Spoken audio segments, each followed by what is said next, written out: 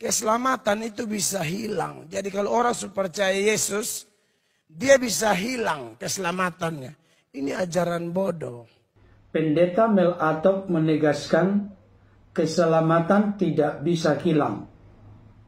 Ajaran lain lagi yang bikin kacau, dan ini bikin kacau gereja. Keselamatan itu bisa hilang. Jadi kalau orang percaya Yesus, dia bisa hilang keselamatannya. Ini ajaran bodoh.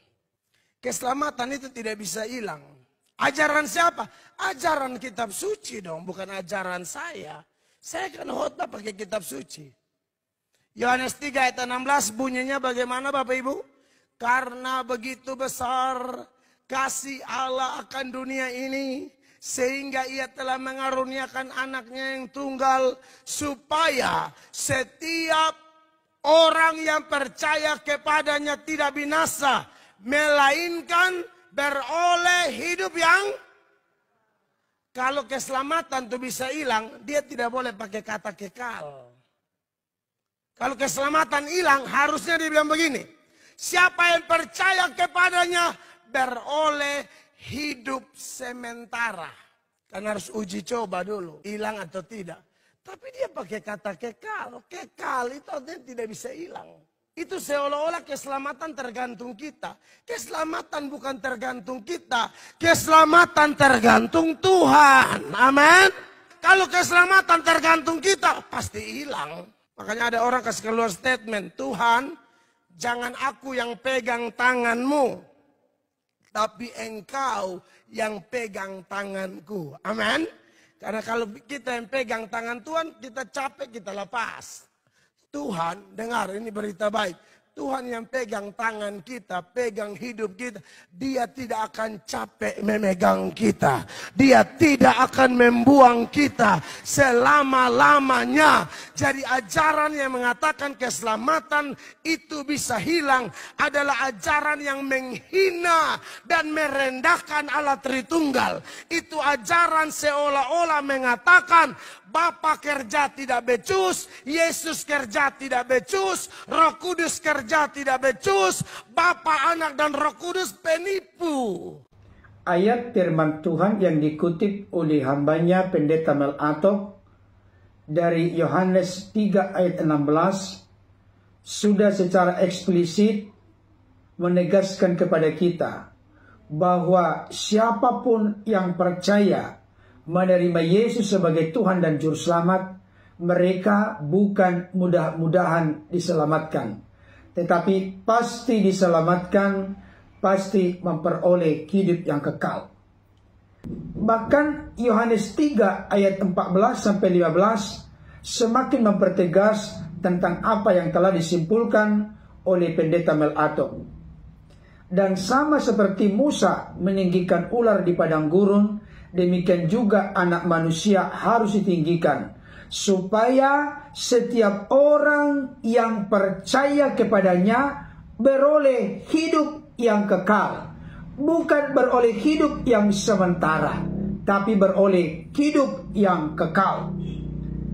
Masih banyak ayat-ayat firman Tuhan yang lain yang memberikan konfirmasi penegasan kepada kita, di mana setiap orang yang benar-benar percaya menerima Yesus sebagai Tuhan dan Juru Selamat, mereka pasti digaransi, dijamin masuk surga, beroleh hidup yang kekal, dan menikmati mengalami keselamatan.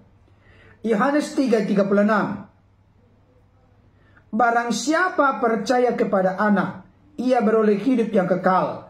Tetapi barang siapa tidak taat kepada Anak, ia tidak akan memiliki hidup, melainkan murka Allah tetap ada di atasnya. Ini merupakan pernyataan Yesus yang begitu eksplisit, jelas, terang, benderang menegaskan bahwa siapapun yang percaya kepada Anak, percaya kepada firman yang telah muncul turun mengenakan tubuh kemanusiaan namanya Yesus Kristus, ia beroleh hidup yang kekal. Yohanes 6 ayat 40.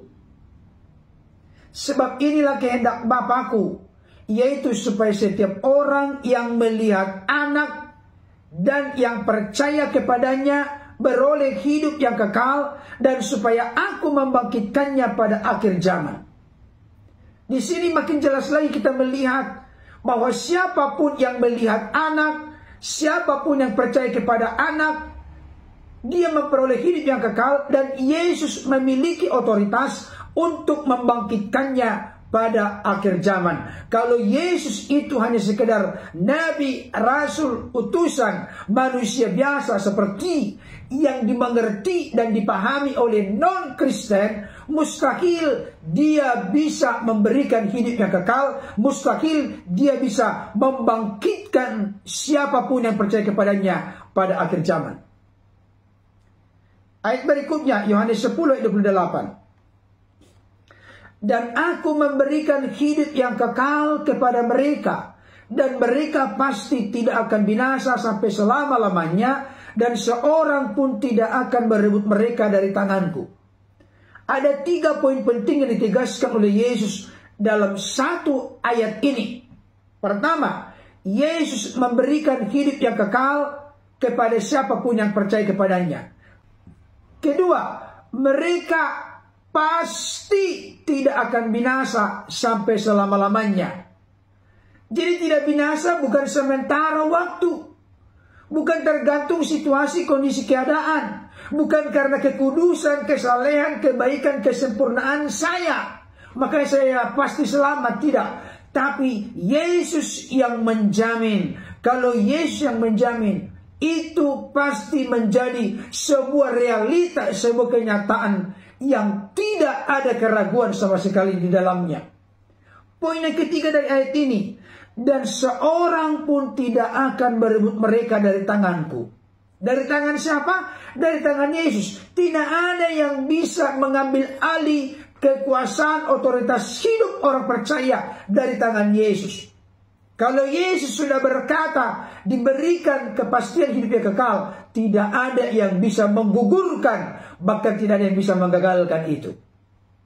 Saudara-saudara yang dikasihi Tuhan, itu sebabnya bukan sebuah kesombongan dan keangkuhan ketika orang-orang Kristen membuat klaim dan kesimpulan dengan didasari keyakinan yang kokoh tanpa ada keraguan sama sekali. Siapapun yang percaya menerima Yesus sebagai Tuhan dan Juru Selamat dalam hidupnya, bukan mudah-mudahan, tapi pasti diselamatkan, pasti masuk surga, pasti memperoleh hidup yang kekal. Keselamatan itu tidak bisa hilang. Mungkin ada di antara kita yang akan bertanya, kalau begitu Pak Pendeta, silakan orang-orang Kristen hidup sesukanya, mau korupsi, mau berzina, mau membunuh, mau apapun itu, tidak apa-apa, kan toh sudah masuk surga, toh sudah memiliki keselamatan yang tidak bisa hilang, toh sudah memperoleh hidup yang kekal. Saya mau kasih tahu, dengarkan baik. Iman yang benar kepada Kristus pasti memiliki ketaatan dan pengabdian yang tulus, murni, sungguh-sungguh kepada Kristus. Kalau Bapak Ibu Saudara di tengah dimanapun Bapak Ibu Saudara berada, melihat, menyaksikan karakter, sifat, watak orang-orang Kristen tidak mirip, tidak seperti Yesus, tidak hidup dalam kekudusan, tidak hidup dalam kasih karunia Tuhan, tidak hidup dalam perkenanan Tuhan, patut tanda tanya besar dipertanyakan. Benarkah orang itu telah sungguh-sungguh mengalami perjumpaan pribadi dengan Kristus? Benarkah orang itu telah menerima Yesus sebagai Tuhan Juru Selamat dalam hidupnya? Jangan-jangan hanya mulutnya yang bisa bicara, aku percaya Yesus, aku telah menerima Yesus sebagai Tuhan Juru Selamat. Tapi Alkitab berkata di dalam Roma pasal yang ke-10 ayat 9 sampai 10, sebab jika kamu mengaku dengan mulutmu bahwa Yesus adalah Tuhan dan percaya dalam hatimu bahwa Allah telah membangkitkan Dia dari antara orang mati, maka kamu akan diselamatkan. Karena dengan hati orang percaya dan dibenarkan, dan dengan mulut orang mengaku dan diselamatkan. Jadi Bapak Ibu Saudara, yang percaya itu adalah hati kita. Hati yang percaya akhirnya mendorong hati yang percaya itu untuk mengaku dengan mulut Yesus adalah Tuhan bagi kemuliaan Allah Bapa.